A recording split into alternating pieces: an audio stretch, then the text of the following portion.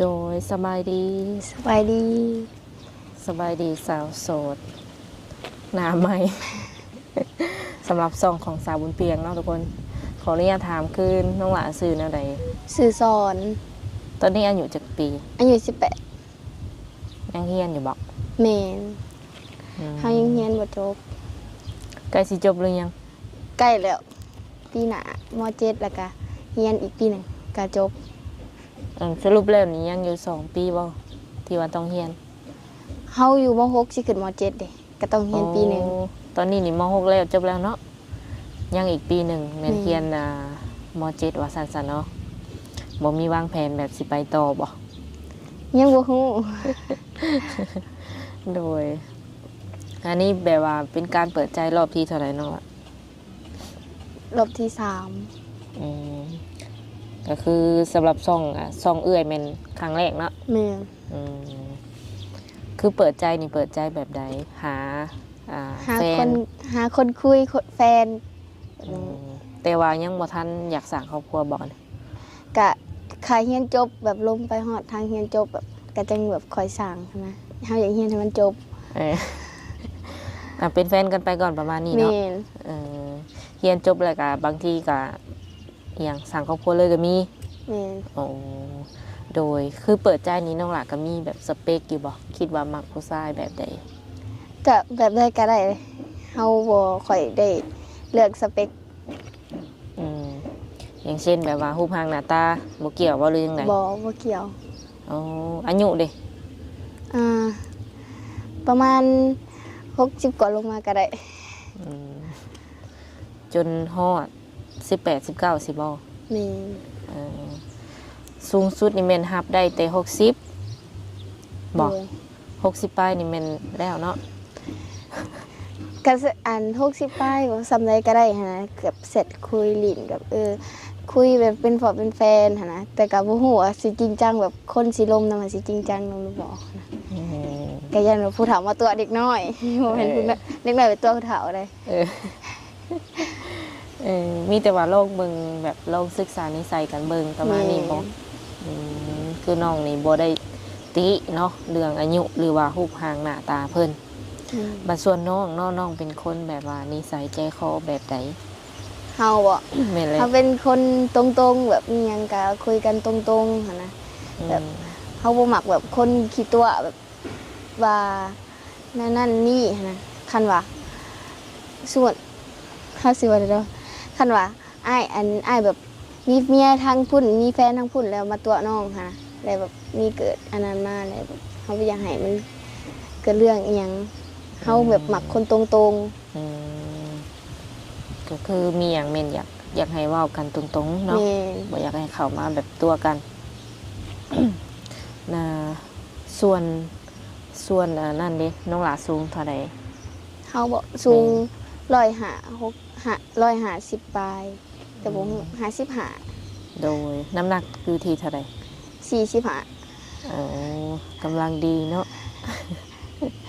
โดยคือมื้อนี้ สิว่าในมื้อนี้บ่ได้ไปโรงเรียนบ่หรือว่าเพิ่นพักแล้วพักแล้วเซ็งเพิ่นยังเซ็งแล้วเด้แสดงว่าช่วงนี้ก็คือมีเวลาคุยแบบกับหนุ่มๆนี่เต็มร้อยบ่แม่นโอ้หรือบ่ได้เฮ็ดเวียกหยังเสริมบ่ช่วงก็ยังบ่ฮู้ว่าสิไปทางไหนนะก็ยังหาเวียกอยู่เพราะว่าหากระเซ็งแล้วเด้หากเคยไปเฮ็ดเวียกเฮ็ดหยังอยู่บ่ล่ะเฮ็ดงานอยู่ไสอยู่บ่ก็เคยไปเฮ็ดอยู่ร้านอาหารไปเสิร์ฟอาหารเดี๋ยวนี้ออกแล้วยังหาเวียกอยู่ว่าสิไปเฮ็ดอยู่ไสก็เคยไปเฮ็ดแบบว่าฟังไทยอยู่บ่บ่เคยแบบไปลิ้นไปเที่ยวนี่ได้เคยไปบ่เคยไปเฮ็ดบุญเทื่อนึงแล้วก็มาเฮ็ดบุญให้ไผน้องวะแบบบ่ได้ไปเอาบุญนะไปเฮ็ดบุญแถววัดนะโอ้ไปทำบุญอีหยังซื่อเนาะแม่นโดยไปเฮ็ดบุญตอนที่ว่าเฮ็ดเวียกอยู่ฟังแบบบ้านเฮาจังซี่น่ะได้เงินเดือนหลายบ่ตอนเป็นเด็กเสิร์ฟตอนนั้นน่ะประมาณ1.8 ล้านละ2 ล้านนี่แหละเฮาเฮ็ดตอนนั้นแต่เดี๋ยวนี้เฮาบ่ฮู้ว่าสิได้เท่าใดโดย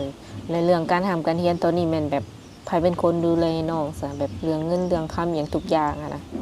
ก็บางอ่านทางก่อนของเฮียนก็ให้ทางพ่อแม่จัดการให้ก่อนแล้วก็เฮาก็หาเงินไว้วันๆแล้วก็ส่งตัวเองเฮียนนี่ อืมคันว่ามันหาบ่ทันแม่นให้พ่อกับแม่ แม่น ให้ว่าซั่นประมาณนี้อืมเลยหลังจากหันก็มีแบบว่าเฮ็ดรับงานอหย่างอยู่ เพื่อที่จะหาเงินมาส่งตัวเอง ขายแบบเห็นนั่นอันนี้อันนั้นอันนี้มาอันขายถือเอามาขายเฮาก็หับเขามาขายนะ อืม แบบส่วงที่ว่ามันเป็นฤดูกาลแบบพวกหมักหมอกหมักไม้ก็เอามาขายแล้วก็โพสต์ลงเฟซแล้วก็ขายก็ โอ้ แบ่งเบาไป เป็นแม่ค้าผมได้นี่เนาะ เออหากแบบว่าสมมุติเนาะสมมุติว่าเราหาเงินใส่เองเดือนหนึ่งในการไปโรงเรียนนี่นะค่าใช้จ่ายน้องหลาหลายบ่ ก็หลายอยู่ได้ โดย หลายอยู่ แบบขาใช้จ่ายจังไหนขาเก็บขาแบบพวกโรงเรียนอันกิจกรรมในโรงเรียนมันก็หลายอยู่ อืม แต่ส่วนของโรงเรียนนี่สิหลายกว่า เปิดเทอมใหม่ๆนะบ่ แม่น โอ้เฉพาะน้องไส้เนาะแบบว่าวให้ฟังคร่าวๆได้บ่ประมาณเท่าใดเดือนหนึงเขาใส่เบิดจังซี่ คันเขาใส่บ่ก็อยู่ประมาณ5-6 ล้าน อืมประมาณ10,000เนาะอยู่ในแบบว่าประมาณ10,000 แม่น โอ้ โดยขออนุญาตถามน้องหลากเองเนาะเคยแบบว่ามีแฟนอยู่บ่ ก็เคยอยู่เคย อืมเป็นอะไรซะแบบว่ามีแฟนตอนมีแฟน เข้ามาตัวเข้ามา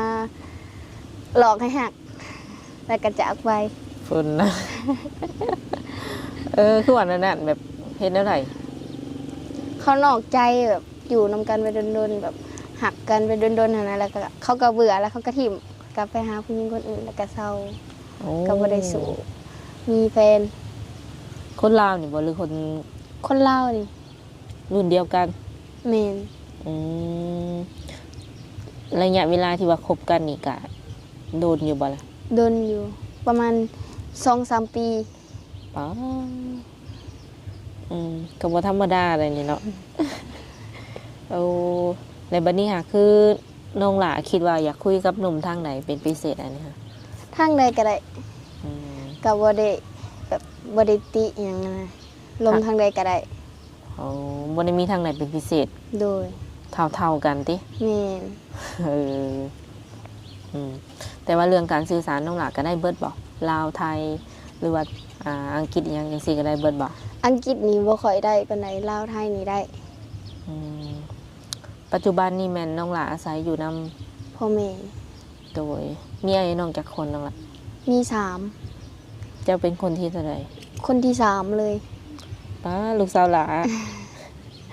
โดยไอ้น้องเพิ่นสั่งของพัวไปแล้วหรือยัง ยัง โอ้ยังเป็นโสดคือกันกับเจ้านี้ แม่น เออผู้หญิงหรือผู้ชายก็อ้าย อ้ายผู้ชาย อ้ายเลย 2อ้าย2คนแล้วเฮากับผู้หญิงคนเดียว ป้าสาวหลาแล้วก็สาวเดียวอีกได้เนาะโอ้ต่อไปสิเป็นผู้โชคดีทุกคน โดยเพิ่นมีแบบว่ามีงานเฮ็ดแล้วบ่หรือว่า แม่นเพิ่นไปเฮ็ดเวียกอยู่ไทย อืมพ่อกับแม่เลยซะน้องหลาแบบเพิ่น เพิ่นค้าขายแบบพวกปลูกผักค่ะนะปลูกผักไปมือแล้วก็ตัดขาย อืมเฮ็ดเวียกอันเดียวกันบ่พ่อกับแม่ แม่น เป็นพ่อค้าคือกัน เออ โดยแล้วเพิ่นอนุญาตอยู่บอกว่า สมมติว่าเฮาแบบสิมีแฟนตอนนี้อะนะ โดย ตอนที่กำลังกิเรียนจบประมาณนี้ เพิ่นก็บ่ได้ติหยังเลย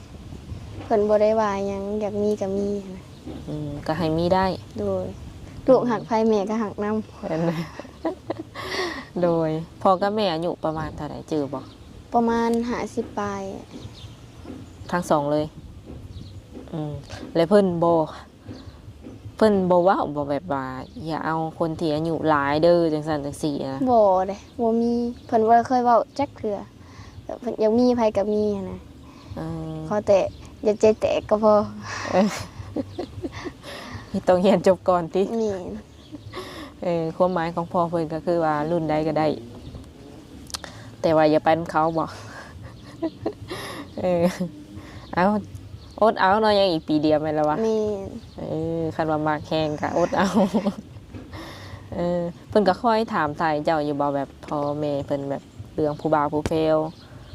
ประ บ่ มาณนี้ เลยเพิ่นบ่ได้ค่อยถามเพราะว่าบ่ได้เคยเห็นให้เพิ่นเห็นแบบเรื่องแบบมีผู้บ่าวนั่นน่ะนี่หั้นนะแบบบ่เคยเห็นให้เพิ่นเห็นหั้นนะเฮาก็อยู่เงียบๆแล้วก็แล้ว แบบนี้ แต่เพิ่นก็ฮู้อยู่แล้วว่ามีผู้บ่าวนั่นน่ะนี่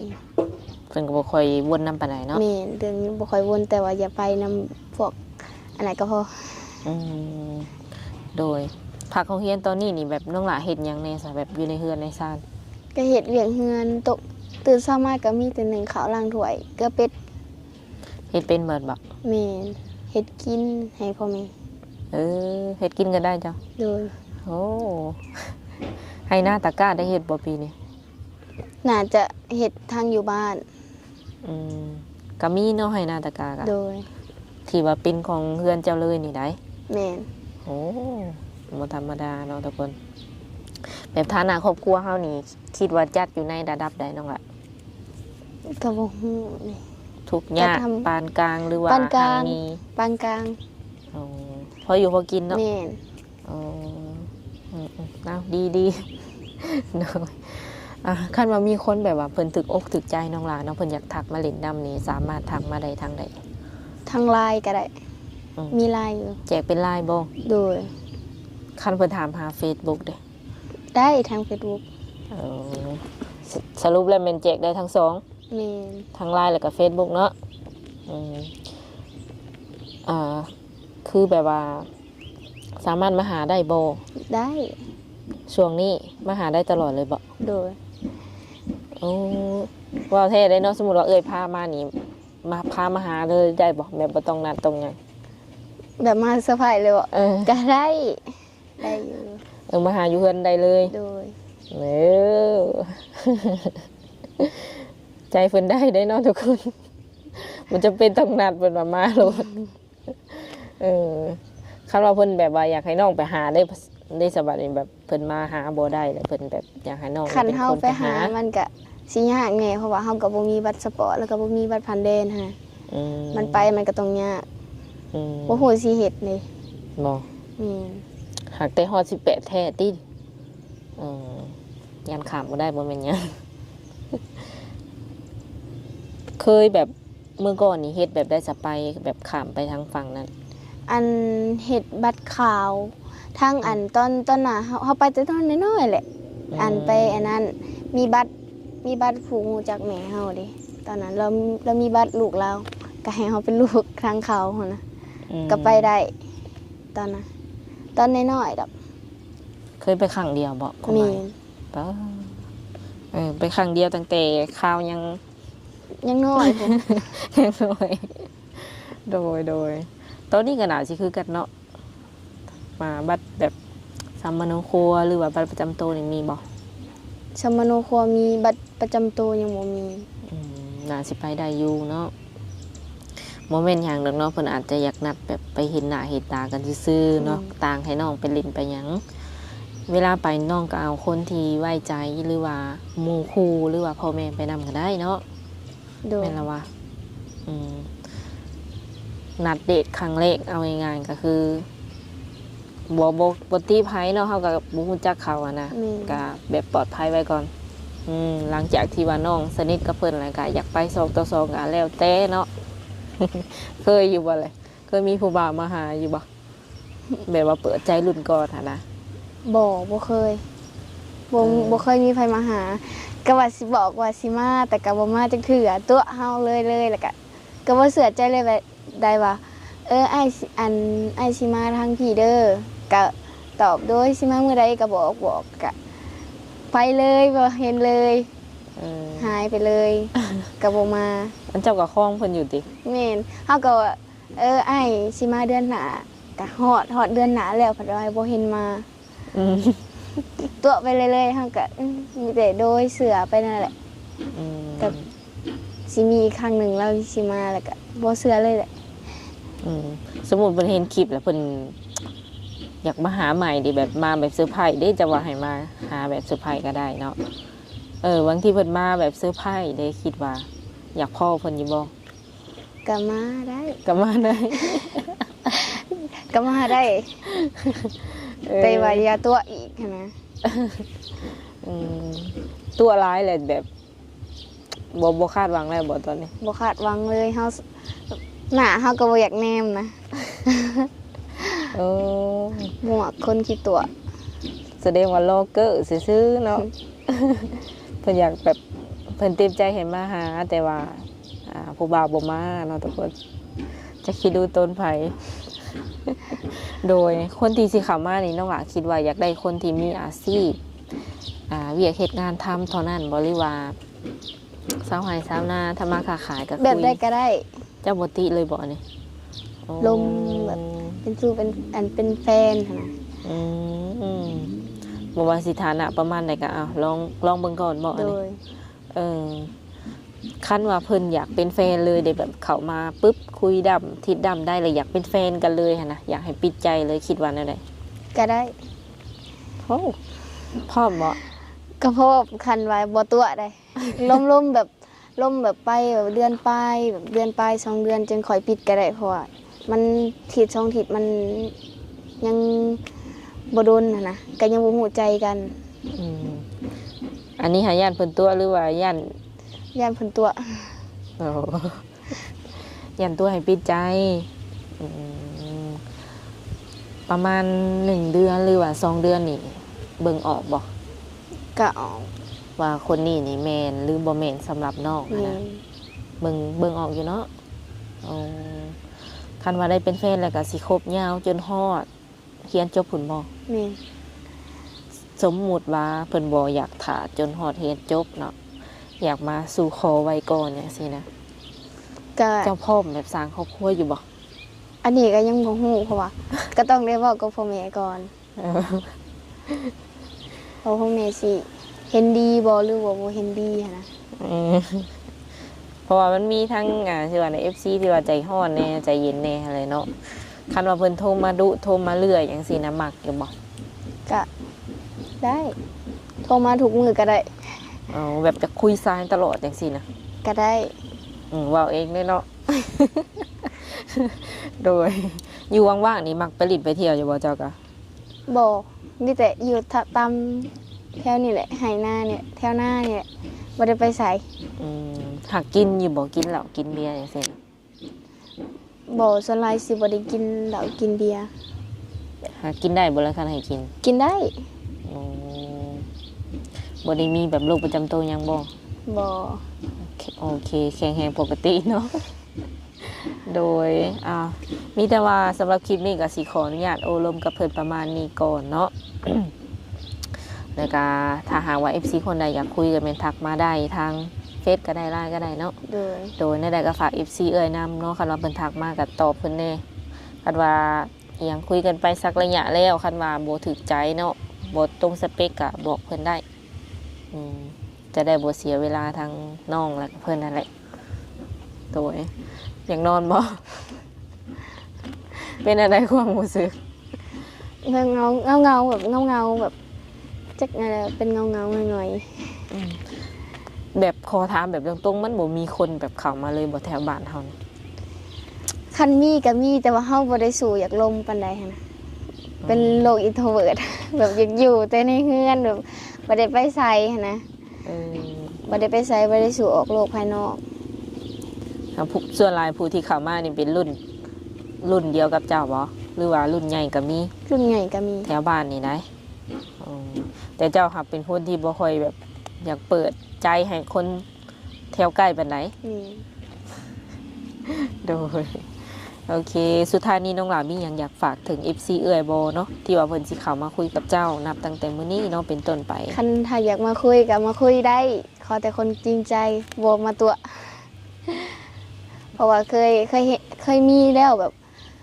มันเขาแบบเขาเว้าใส่ให้นั้นเด็กน้อยตัวผู้เฒ่าหั่นนะแต่ว่าเฮาบัดเจอแต่ผู้เฒ่าตัวเด็กน้อย โดยว่าเท่านั้นบ่ โดย โอเคสำหรับคลิปนี้สาวบุญเพียงกับสาวโสดเพิ่นก็สิได้ขอตัวเจ้าไว้ก่อนเนาะคันมื้อหน้า FC ให้มาอัปเดตใหม่ก็สิมาหาใหม่เด้อโดยสบายดี